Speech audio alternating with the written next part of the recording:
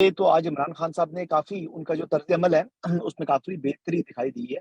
वो आज वो लाओ लश्कर लेकर अदालत नहीं गए और वक़्त से पहले पहुँच गए। अब ये देखिए कि इमरान खान साहब की जो अदालत के अंदर जो केस की समाअत होती है वो तो होती होती है। लेकिन जो अदालत से बाहर के जो मनाज़िर होते हैं वो ज़्यादा जो है वो दिलचस्पी के बायस होते हैं जो आपकी जो टेलीविज़न की ऑडियंस है, जो व्यूअर्स हैं।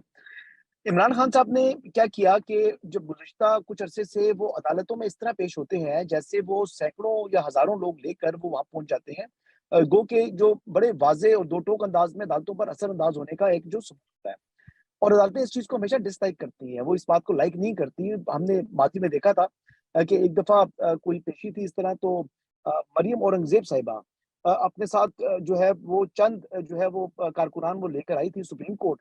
तो फिर थाना सेक्रेटेरिएट में उन पर एफआईआर दर्ज हो गई थी, यानी वो दर्जन, डेढ़ दर्जन जो लोग थे टोटल, उनमें खवातीन को उन्होंने एफआईआर में उनका इंदराज नहीं हुआ था। बाकी तमाम के ऊपर मुकदमा दर्ज हो गया था। जी। इमरान खान साहब को जी बिल्कुल ज़मान पार्क के हवाले से जो ऑपरेशन के हवाले से भी मुतअद्दिद रिलीफ मिले हैं लाहौर हाई कोर्ट से। बल्कि यहाँ तक रिलीफ दे दिया लाहौर हाई कोर्ट ने कि उन्होंने इस्लामाबाद के मुकदमात में भी उनकी गिरफ्तारी से रोक दिया, इस्लामाबाद पुलिस को। गो के जो वो डायरेक्टली जो मैटर था, जो मुकदमात हैं वो दर्ज हुए इस्लामाबाद में और उनकी जो मुतल्लका हाई कोर्ट बनती थी वो लाहौर हाई कोर्ट नहीं, वो इस्लामाबाद हाई कोर्ट थी। लेकिन 199 की जुरिसडिक्शन को उन्होंने इतना एक्सटेंड कर दिया, इतना एक्सपेंड कर दिया कि वो उनका वो दायरा इख्तियार बनता ही नहीं था, लेकिन वहाँ पर भी जाकर उन्होंने उनको ज़मानत दे दी। अभी भी जो है वो नैब को उनको जो है वो गिरफ्तार करने से रोक दिया गया है और अभी तो इमरान खान साहब ने नैब के सामने भी पेश होना है। नैब की अगर इंक्वायरी के अंदर वो फिर अगर अपने उनके साथ ताउन नहीं करेंगे तो क्या अदालतें बार-बार इनको रिलीफ देती रहेंगी? और कितनी मर्तबा देंगी, कितने मुकदमात में देंगी? हर मुकदमे में ये ठीक है और बाकी लोग गलत हैं। हर मुकदमे में इन्हीं को बचाना है अदालतों ने। तो ये बड़े सवालात हैं और आज मोहम्मद खान भट्टी की जो ऑडियो या वीडियो आई है वो अ, आपने सुनी है, रज़ा भाई? जी, जी, तो जी, मैंने सुनी है। वो अगर वीडियो आप सुन लें, तो वो भी बहुत ज़्यादा संजीदा जो है नौइयत के सवालात खड़े कर रही है। हमारे जो मुअज़्ज़िज़ जजेस साहिबान हैं, चाहे वो लाहौर हाई कोर्ट के हैं, चाहे वो सुप्रीम कोर्ट ऑफ पाकिस्तान के हैं। ये सवालात तो अब उठ रहे हैं ना। पहले तो एक सियासी जमात या मरियम नवाज़ या कोई उनके जो है वो सियासी हामी, वो ये बात करते थे। फिर मौलाना फज़ल रहमान ने ये बात की। आखिर तमाम लोग बात कर रहे हैं, कुछ तो उसमें हकीकत है ना। और अगर हकीकत नहीं है, तो फिर भी आम जनरल पब्लिक में परसेप्शन यही जा रहा है कि जजेस जो हैं वो इमरान खान साहब के लिए उनका मियार अलग है और आम अवाम के लिए उनका मियार अलग है।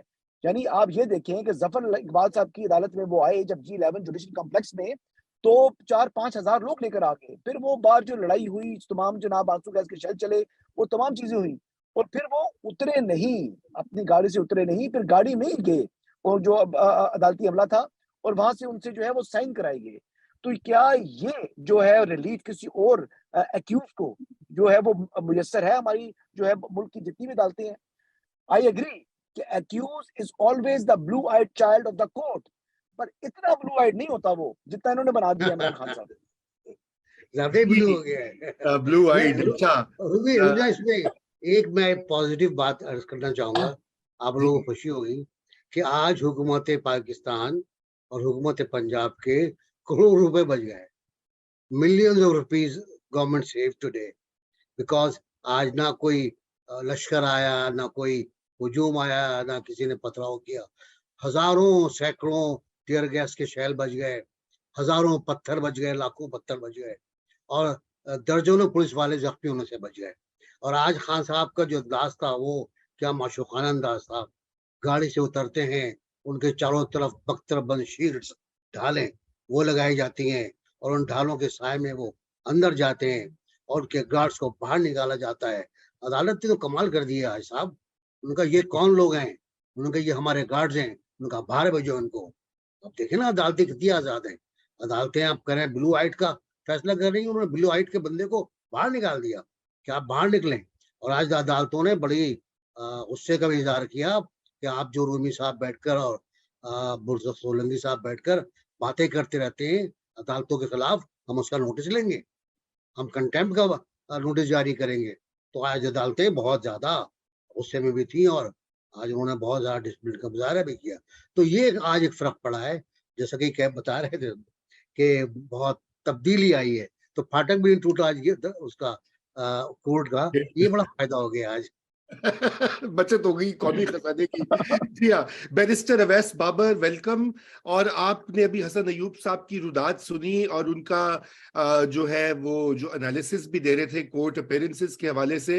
मैं आपसे स्पेसिफिकली ये चाहता हूँ पूछना, ये जो वीडियो आई है मोहम्मद हुसैन भट्टी जो कि चौधरी परवेज इलाही साबिक वजीर आला पंजाब के मोतमद खास हैं, और वो जिस तरह से जजेस के बारे में बात कर रहे हैं सुप्रीम कोर्ट के जजेस के हवाले से, और वो और उनके मुबैना फ्रंटमैन और लाहौर हाई कोर्ट के हवाले से, आप क्या समझते हैं कि ये इस तरह की वीडियोस जो हैं ये इनको सीरियस लेना चाहिए या ये ज्यादा सोशल मीडिया पे प्रोपेगेंडा का हिस्सा है?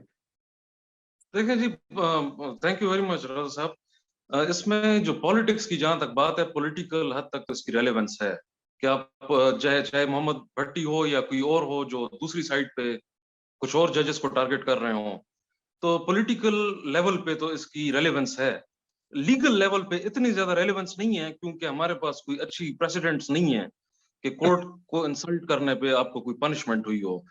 मैं जितनी मेरी प्रैक्टिस हुई है, मैं एवरीडे रूटीन में देखता हूँ कि गवर्नमेंट डिपार्टमेंट्स बहुत सारे मैटर्स में कोर्ट को मिसगाइड करते हैं, और जज समझ भी जाते हैं कि इन्होंने ये अड़ी बड़ी करने की कोशिश की है, लेकिन उनकी कोई ज्यादा सरजनिश नहीं होती। यही वजह है कि लोग ये ऑडियो वीडियो बना रहे हैं। और जहां तक बात है, वो पास्ट में जो लोहे के चन्ने और वो जो ख्वाजा साद रफीक साहब ने कहा था, वो एक वाहिद एग्जाम्पल है, और वो पॉलिटिकल पनिशमेंट्स थी।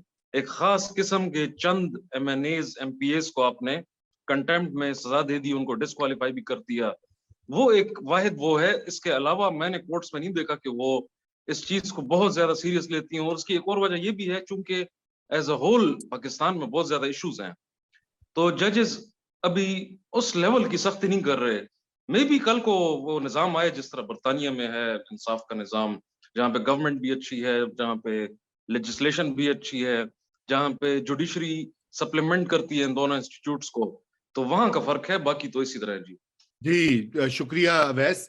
सोलंकी साहब, मैं आपका भी चाहता हूँ कमेंट, आप वो दे दीजिए और फिर डॉक्टर दानिश को चूंकि जाना है मैं उनकी तरफ जाऊंगा। जी सोलंकी साहब, जरा अनम्यूट कर लीजिए। और कल का जो फैसला है बुनियादी इलेक्शंस के बारे में जो मैं चाहता हूँ आप कमेंट करें, वो एक